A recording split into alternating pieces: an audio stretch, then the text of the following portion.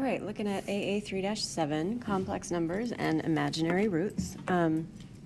This is to introduce the imaginary number I and how to deal with that. First off, anytime we go to new problems, I would pause it and try to do the problems yourself, and then we'll go over it. So my recommendation here is that you go ahead and pause. But I'm going to go ahead and go over the warm-up. So multiplying out, just x times x squared. X times positive 8 is plus 8x. Negative 8 times x minus 8x. And negative 8 times 8, negative 64. Of course, our middle terms, 8x and negative 8x, add out to 0. So we're left with the difference of squares, x squared minus 64. On the second one, x plus square root of 5. Just a real quick note, the square root is also referred to as the radical. So you may hear me or other teachers refer to it that way. If you haven't heard that before, that's what we're referring to as the square root. So distribute that, x squared minus x square root of 5. I'm going to leave it just like that, plus x square root of 5 minus square root of 5 squared, because I'm multiplying it by itself. So the negative x square root of 5 and the positive x square root of 5, those add out to 0.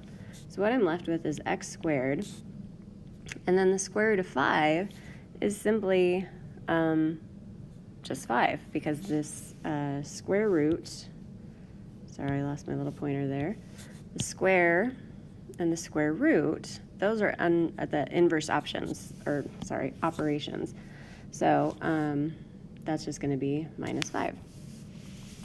On that same note, square root of negative 1, if you try to put the square root of negative 1 into the calculator, you're going to get an error. It's going to tell you it's a non-real answer, which is true. But I'm just going to leave it like this for now, x square root of negative 1 minus x square root of negative 1 plus, nope, just kidding, minus square root of negative 1 squared. So our middle terms, once again, add out to 0, and I'm left with x squared minus the square root of negative 1 squared. So again, if we look at this square root and the square, those are inverse options, so we're left with negative 1. So, so instead of writing square root of negative 1 squared, it's going to be minus 1, minus a negative 1. So that gives us x squared plus 1. And we're going to talk more about that in a minute. Next up, this is simply reminding you how to deal with some variables. Adding and subtracting, you have to have like terms. X's only add with x's. X squareds only add with x squared, so on and so forth. So 2x plus 4x gives you 6x. Once again, I would recommend pause, try these yourself, make sure you're right. 2 times 3x gives us 6x as well. Negative 5 times 2x is negative 10x. X times x is x squared. 6x minus 10x is negative 4x. And 5x squared, remember that is 5x times 5x.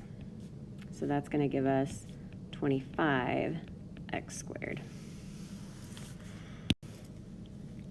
So the next thing we're going to get into is simplifying radicals, meaning you're splitting them off to get as much out of the square root sign as you can. To do that, we're going to list the first 15 radicals, or perfect squares, I should say.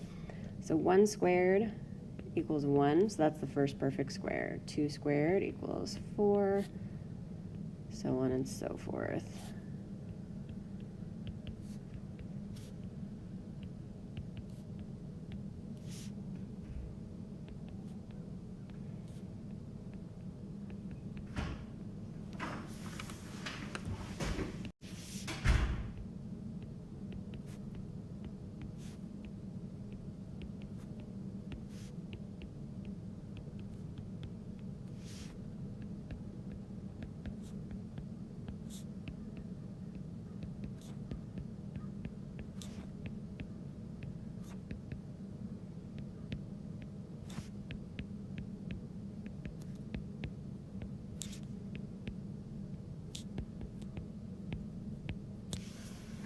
So all these being perfect squares, it's good to have them kind of memorized. I mean, if you have a list of them, it's fine. But if you can recognize a perfect square right off the bat, then it's an advantage, especially when we're talking about factoring or simplifying radicals. We'll talk about why in a moment. So in simplifying radicals, we want to think about this radical sign, so the square root sign, as our little prison. And we want to get as much out of there as we possibly can. To get out, got to be perfect. So 45, the square root of 45, you get something like 6 point something, something, something. And then it's an irrational number, just keeps continuing and continuing and continuing. And so what we're going to do instead, so no, not a perfect square. What we're going to do instead is to factor 45. So we have 1 and 45. We don't really need to list that one because it doesn't help us at all. 2 doesn't divide evenly. 3 and 15. 4 doesn't divide evenly. 5 and 9. Not divisible by 6, 7, 8, and then we're back to 9 and 5. Now, knowing that we have a perfect square here is what helps us. And I'm going to write it in front, mostly just to keep it out of the square root sign. So I can rewrite the square root of 45 as the square root of 9 times the square root of 5. The reason that's helpful is the square root of 9 is equal to 3. Square root of 5 is going to stay the square root of 5.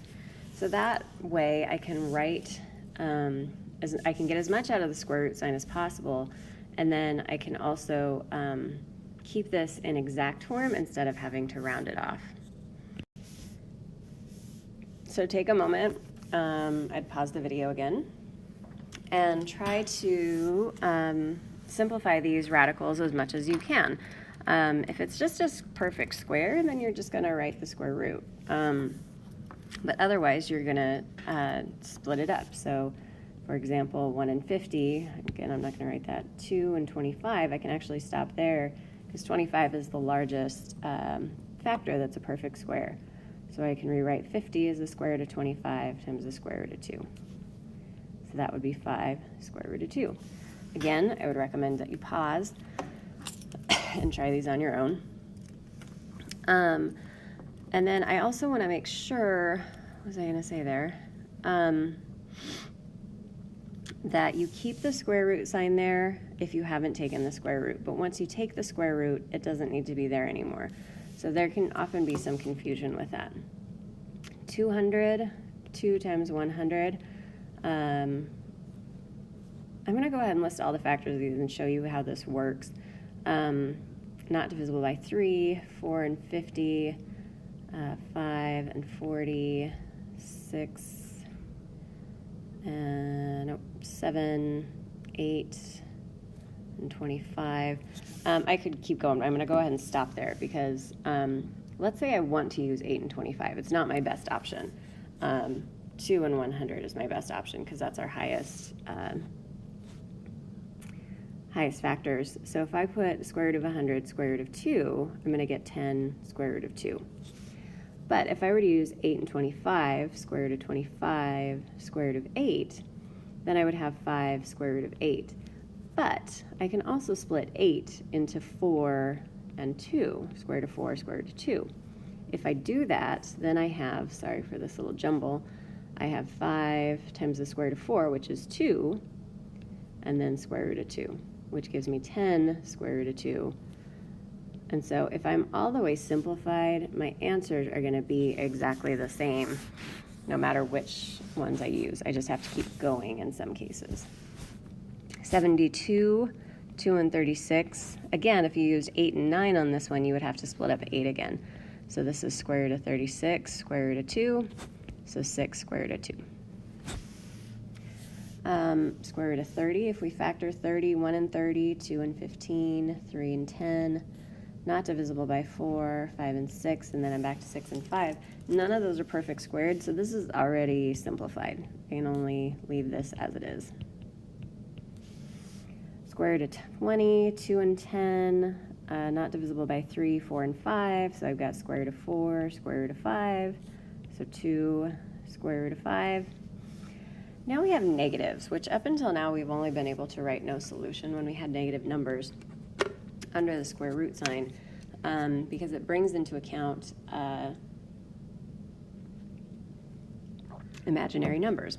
And if you have time, search imaginary numbers are real. And I think it's usually the first video that pops up. It's kind of helpful in explaining where these imaginary numbers come from. So a square root of 9 is a perfect square root. Square root of negative 9 can be written as 9, square root of 9 times the square root of negative 1. Square root of 9 is 3, and then we're left with square root of negative 1, which we're going to talk about what to do with that in just a moment. 200, we already factored out above. That ended up being 10 square root of 2. So now we can write that as square root of 100, square root of 2, square root of negative 1. So 10 square root of 2, square root of negative 1. I'm going to go ahead and leave that there because of what we're going to do next. This brings us to I, the imaginary number I. I is the square root of negative 1. When it's all by itself, we're going to treat it like it's a variable. We'll look at that at the next page. But when we square it, that's when we're going to deal with it differently. So I squared is equal to the square root of negative 1 squared. Now, like we looked at before, and this is not mathematically perfect, but it's an accepted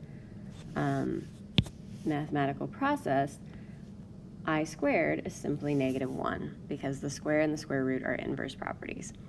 So when we don't square it, we just deal with it like it's an x or a y or any other variable. When we do square it, it becomes negative 1. So now use the same expressions as we had at the beginning with the x's and deal with them with i's. Again, I would pause, try it on your own.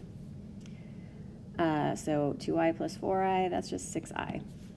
2 times 3i, 6i. Negative 5 times 2i, negative 10i. I times I is I squared, which we now know is negative 1. 6i minus 10i is negative 4i. And 5i squared is 25i squared, which is equal to 25 times negative 1, which is equal to negative 25. So this one and this one are the only ones that we're going to deal with it differently than we would an x. And so we have to pay attention to when it gets squared, and you have to be careful with your negatives. So to simplify these, again, pause, do it yourself. 36 is a perfect square, so we can rewrite that as square root of 36, square root of negative 1, which is going to be 6i. 45, that was 9 and 5, so square root of 9, square root of 5, square root of negative 1, so 3 square root of 5i. Negative 200 was square root of 100, square root of 2, square root of negative 1, so 10 square root of 2i. Negative 10 doesn't have, so 1 and 10, 5 and 2, 2 and 5. That bugs me to have it that way. 2 and 5, and those are my only factors of 10, and none of those are perfect square roots, have perfect square roots. So I'm going to leave this as the square root of 10, but I'm going to pop that I on there so that I have a non-imaginary number with an imaginary number. Multiplying and simplifying. I'm going to do one of these with the box, and then I'll do the other ones just distribution. 2 plus I, 2 minus I, so 2 times 2 is 4. 2i, negative 2i, and then negative I squared. 2i, negative 2i, add out to 0, so I'm left with 4 minus I squared, and this is where you have to be careful.